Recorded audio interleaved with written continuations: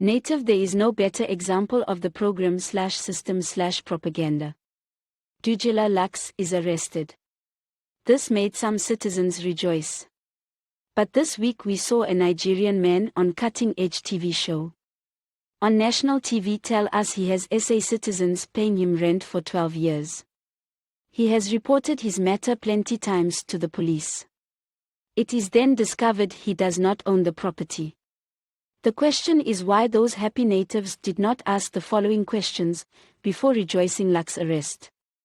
Why was this foreigner not arrested for this crime? Surely renting out a property that is not yours is a crime. Why was the foreigner not asked for ID/permit to be in the country all these years? But really, how useless is the government? Imagine given latest technology/automation. Simple cheap technology and some data integration could have exposed this crime years ago. Protecting our most vulnerable. What makes this worse is the foreigner has a van/bakkie.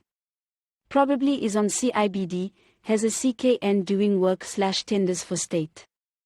Native This is a man-made mess.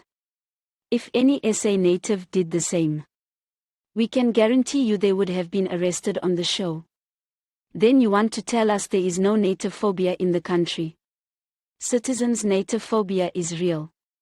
Lux, but more importantly Operation Nhlanhla and all put South Africans first movements.